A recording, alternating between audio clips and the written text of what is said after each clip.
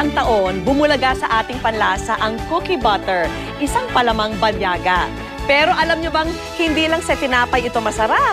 Dahil pati sa ulam, pwede itong isangkap. Almusal, nagigising sa inyong umaga. Snack na may sarap na sadyang kakaiba. At katakam-takam na ulam na angat sa iba. Ito ang mga bagong recipe na aming ibibida. At ang common nilang sangkap, ang cookie butter spread. Gawa sa short crust biscuit na mula Europa, kakaibang tamis ang hatid nitong sangkap na to. Ang makakasama natin sa Cookie Butter Cookfest, si Chef Michael Bautista na isang culinary instructor. Lahat ng recipe natin ngayon ay gagamitan natin ng cookie butter spread. Pero gagawa tayo ng sarili nating version na kung saan mas makakatipid tayo. I-ready na ang cookie crumbs, pulang asukal, vegetable at corn oil. At ang mga pampalasang powdered ginger, cinnamon, nutmeg, asin at vanilla. Para magawa natin to, kakailanganin natin ng blender. Pero kung wala tayong blender, pwede naman natin siyang gawing mano-mano. Pero dapat, kailangan durugin muna natin yung ating pinaka-main ingredients. I-blender ang isang tasang pulang asukal. Isunod ang cookie crumbs. So now, hahaluin na natin yung mga spices natin. Ilagay ang isang kutsaritang cinnamon. Susunod natin itong nutmeg. Isama din ang powdered ginger. Pagkalagay ng asin, haluin ng maigi ang ingredients. Isama ito sa crushed cookies at para magsama-samang ingredients, buhusan ito ng 1/4 cup ng corn oil at kalahating cup ng vegetable oil. Kaya dalawang oil ang ginamit natin para magkaroon tayo ng dalawang prominent flavor at maging glossy yung ating spread. Ilagay na ito sa garapon. Ang cookie butter spread, palamigin ng 30 minutes para mabuo at magsettle ang mantika.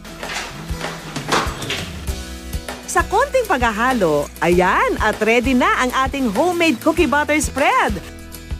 For only 200 pesos, isang 500 ml jar na ang mapupuno nyo. Pwede na natin gamitin to sa ating mga recipe. Siyempre, unahin natin ang pinaka-importanting meal of the day, ang almusal. Para sa mas exciting na breakfast, gagawa tayo ng pancake. Pero di siya basta-basta pancake, sasamahan natin siya ng homemade cookie butter spread. Bukod sa cookie butter, kailangan ng overripe na saging, harina, baking powder, pulang asukal, gatas, asin, vanilla at cinnamon. Para sa pancake batter, ihalo ang kalahating cup ng gatas sa isang cup ng harina. Samahan ito ng isang kutsaritang vanilla. So kakaiba itong pancake natin kasi sinamahan natin siya ng cinnamon para magdagdag flavor, tsaka dadagdagan pa natin siya ng overripe na banana. Ihalo ang saging na magbibigay tamis sa pancake. Dagdagan ng konting baking powder para umalsa. Para sa dagdag tamis, maglagay ng isang kutsarang asukal. Haluin po itong mabuti. Chocolate chips para mas exciting yung ating pancake.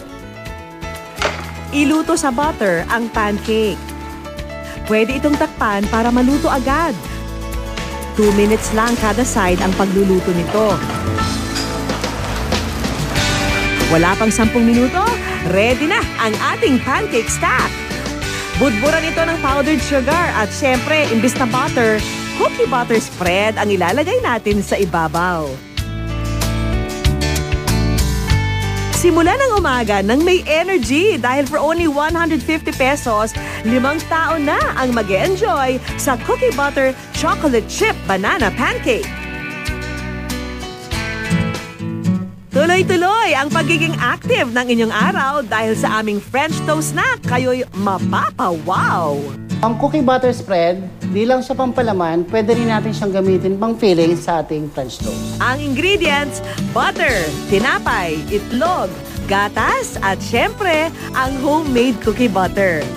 I-spread ang cookie butter sa tinapay. Gumamit si chef ng frozen na tinapay para raw maging mas crusty ang French toast. Para sa batter naman, ihalo ang 2 tasang gatas sa 3 binating itlog. Ilublob ang tinapay sa mixture at iluto sa pan na may butter ng 3 minutes kada side.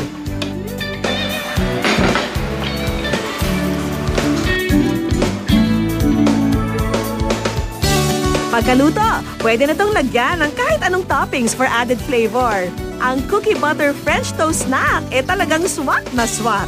Dahil sa presyong 100 pesos, pwede na itong pagsaluhan ng 4. Pagkatapos ng American breakfast at French snack, aba, sa isang Mexican meal naman tayo dumako. Say hola sa ating beer braised chicken with mole sauce. Kailangan lang ng manok, homemade cookie butter, tomato sauce at cerveza negra. Isang klaseng beer na may mas matapang na lasa at mas maitim na kulay kumpara sa regular beer. Igisa muna ang bawang at sibuyas. So, ang ginagawa natin ngayon ay ang mole sauce. Ito yung pinaka magiging sarsa ng ating chicken. Isunod ang tinadtad ng siling haba. Isama na rin ang cilantro. Ang ginamit natin sa cilantro ay yung leaves tsaka yung stem. Yung ugat, hindi na natin siya ginamit kasi mas matapang yung lasa niya. Maglagay ng 2 kutsarang cumin. Haluan naman ito ng cocoa powder na pambalanse sa flavor. Sunod na ihalo ang 1 cup ng tomato sauce. Maaring i-blender ang ninutong sauce para mas maging liquid ito. So after natin magawa yung ating mole sauce, simulan na natin yung ating braised chicken. Iprito ang manok sa malakas na apoy. Searing ang tawag dito, kung saan kailangan lang maging brown ang manok habang napapanatili ang pagka-juicy nito. Pagsamahin ang mga nilutong manok at unti-unting buhusan ang mga ito ng 1 bote ng cerveza negra. Hindi tayo nag-marinate ng kahit ano dun sa manok. So ngayon, binibrace na natin siya using beer. Ang beer ang tutulong para lumambot agad ang manok. So ngayon, kumukulo na yung ating chicken. So yung alcohol content niya lumalabas na. So yung flavor ng malt is may iwan dito sa chicken. Pakulan lang ito ng 5 minuto saka ihalo ang mole sauce. Lagyan naman ito ng 3 kutsarang cookie butter for that extra sweetness. Haluin ng maigi at pagkatapos ng 2 minuto, pwede nang i-partner sa kanin.